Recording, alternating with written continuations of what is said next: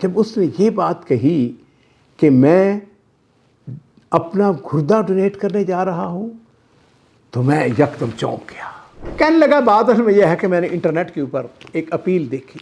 کہنے لگا کہ مجھے یہ تک نہیں معلوم کہ کون ہے وہ۔ یقین جانیے ناظرین کرام، جب اس نے مجھ کو یہ بات سنائی میں حیران ہو گیا۔ السلام علیکم ورحمۃ اللہ وبرکاتہ۔ بسم اللہ والصلاۃ والسلام علی رسول اللہ۔ معزز ناظرین کرام، میں نے آپ کو بے شمار لوگوں کے واقعات سنائے ہیں۔ آج میں آپ کو ایک ذاتی اپنا واقعہ سناتا ہوں، اور وہ یہ ہے کہ یہ پچھلے 2 ہفتے پہلے کی بات ہے۔ 4 مئی کو میں اصل میں سچ پوچھتے ہیں تو سیر و تفریح کے لیے اپنی وائف کے ساتھ ریاض سے حائل کے علاقے میں گیا۔ مجھے اصل میں ٹرین کا سفر بڑا شوق ہے، تو ریاض سے حائل تک ٹرین جاتی ہے، وہ تقریباً 4.5 گھنٹے کا سفر ہے۔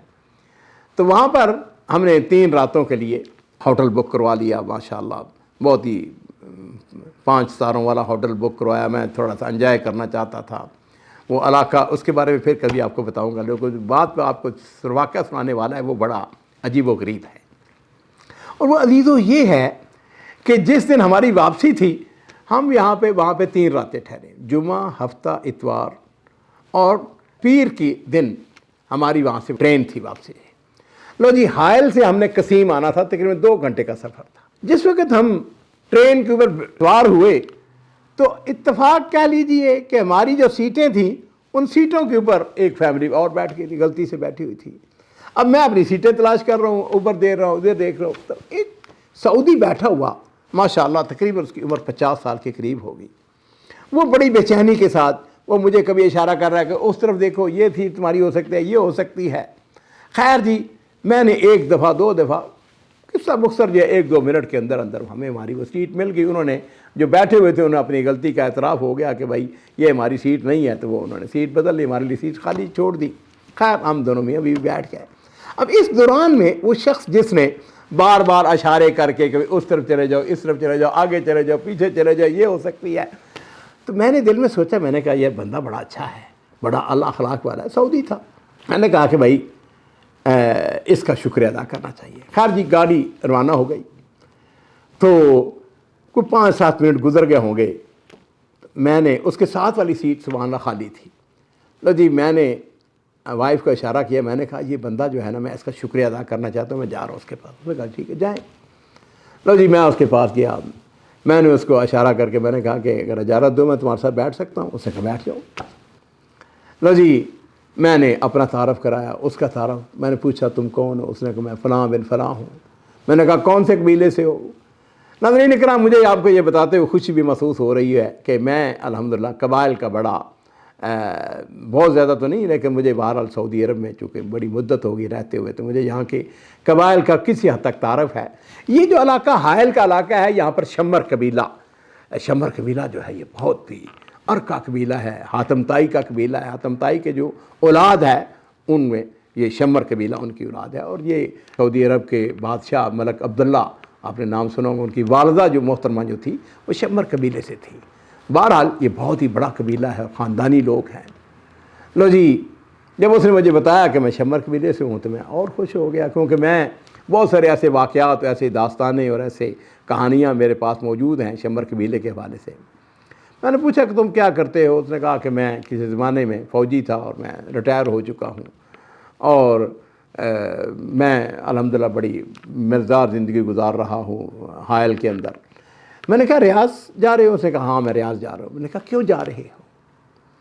اس نے کہا کہ بس میں ایک کام جا رہا ہوں، اور تھوڑے سے پس و پیش کے بعد اس نے کہا کہ میں تبرع، یعنی اپنے جس کو ہوتا ہے نا خون، جس کو کہتے ہیں نا، تو عام طور پر اس کو کہتے ہیں بے تبرع بالدم، کوئی خون جو ہے نا وہ کسی کو دینا۔ تو میرے دل میں خیال ہے، میں نے کہا کہ یہ خون جو ہے یہ تو جگہ جگہ دیا جا سکتا ہے، ریاض جانے کی کیا ضرورت ہے؟ یہ تو حائل کے اندر بڑے بڑے ہاسپٹل موجود ہیں۔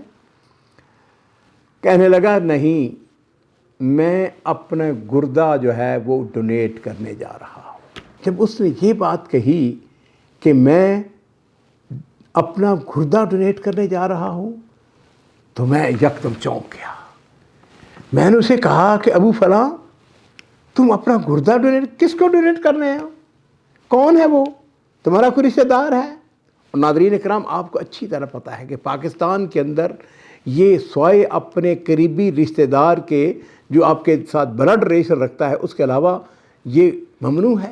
کہنے لگا جس کو میں ڈونیٹ کر رہا ہوں میں اس کو نہیں جانتا. میں نے کہا تم اس کو جانتے نہیں؟ اس نے کہا نہیں. میں نے کہا تمہارا کوئی رشتہ، کوئی تعلق، کوئی واسطہ، کوئی دوستی؟ اس نے کہا کچھ نہیں. میں نے کہا پھر کیسے یہ اتنا بڑا قدم؟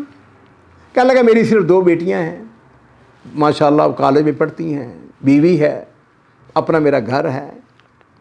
تعارف مجھے اپنا مکمل کروا چکا تھا اور میں نے اس کو اپنا مکمل تعارف کروا دیا تھا. میں نے کہا پھر یہ کیسے؟ کہنے لگا بات اصل میں یہ ہے کہ میں نے انٹرنیٹ کے اوپر ایک اپیل دیکھی. کہنے لگا کہ مجھے یہ تک نہیں معلوم کہ کون ہے وہ. میں نے جب انٹرنیٹ کے اوپر اپیل پڑھی تو میں نے کہا کہ میں بالکل صحیح سالم ہوں، مجھے کوئی بیماری نہیں ہے. اس دوران میں نا وہ چائے والا آ گیا. ہم نے چائے لی تو میں نے دیکھا ماشاءاللہ اس نے خوب چینی ڈالی. اس سے مجھے اندازہ ہو گیا کہ اس کو شوگر وغیرہ نہیں ہے. کہنے لگا کہ میں نے ان کو جنہوں نے یہ اپیل کی تھی کہ وہ گردے کی تلاش میں ہیں تو میں نے ان کو کہا کہ میں فی سبیل اللہ کی رضا کے لیے دوں گا اور میں یہ بھی نہیں جاننا چاہتا کہ آپ کون ہیں. کہنے لگا کہ میں ایک دفعہ پہلے ریاض کا سفر کر چکا ہوں، اپنے کچھ ٹیسٹ وغیرہ دے آیا ہوں، اب دوسری دفعہ مجھے ہاسپٹل والوں نے بلایا ہے اور پھر اس کے بعد ایک دفعہ پھر شاید آنا پڑے اور پھر اس کے بعد جو ہے وہ مرحلہ آپریشن کا آئے گا. یقین جانیے ناظرین کرام جب اس نے مجھ کو یہ بات سنائی میں حیران ہو گیا. آج کے اس دور کے اندر دنیا کے اندر کچھ ایسے لوگ بھی ہیں جو اپنا گردہ ڈونیٹ کرتے ہیں اور ان کو یہ تک نہیں معلوم کہ وہ مرد ہے یا عورت ہے، وہ کہاں کا ہے، کہاں کا رہنے والا ہے یا رہنے والی ہے، اور بغیر کسی لالچ کے وہ اس کو گردہ ڈونیٹ کرنے جا رہا ہے. میں نے پوچھا، میں نے کہا کون سے ہاسپٹل میں ہے؟ اس نے کہا کہ فلاں ہاسپٹل میں ہے. اور میں نے اس کو بتایا، میں نے کہا کہ وہ ہاسپٹل میرے گھر سے زیادہ 5 سے 7 منٹ کی دوری پر، اگر تمہیں کسی چیز کی ضرورت ہو. ناظرین کرام ہم نے ایک دوسرے کا ٹیلی فون نمبر لیا، گپ شپ لگاتے رہے. میں واللہ آپ کو مجھے بڑا تعجب ہوا، خوبصورت روشن چہرہ، اور میرے سامنے ایک اور روشن چہرہ اس اعتبار سے بغیر مقصد کے. میں بار بار میں نے اسے یہ بھی سوال کیا، میں نے کہا یہ بتاؤ تمہاری بیٹیوں کو پتہ ہے؟ اس نے کہا بالکل پتہ ہے. میں نے کہا تم نے اپنی وائف کو بتایا؟ اس نے کہا بتایا میں نے. تو میں نے کہا انہوں نے کچھ نہیں کہا کہ تم یہ اپنا گردہ؟ اس نے کہا نہیں، وہ بالکل راضی ہیں. ناظرین کرام آج کے اس دور کے اندر آپ یہ اندازہ کریں کہ کچھ ایسے لوگ ہیں یا نہیں. اور اس کو میں یہ بات کہوں گا کہ وفر الخیر لعلکم تفلحون، خیر کے کام کیا کرو اس لیے کہ تم کامیاب ہو جاؤ گے.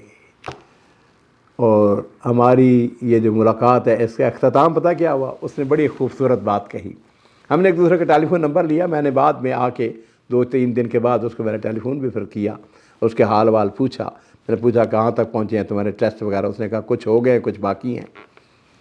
اس نے ایک جملہ کہا جو مجھے بڑا پسند آیا. کہنے لگا اچھا دوست بہت اچھی اور کامیاب تجارت ہوتی ہے. میں اللہ تعالیٰ سے دعا کرتا ہوں کہ آج کے اس معاشرے کے اندر اس قسم کی اور لوگ پیدا ہوں. یہ شمری خاندان جو ہے اس کے بارے میں انشاءاللہ آپ کو کسی وقت اور واقعات اور باتیں بتائیں گے. بہت شکریہ.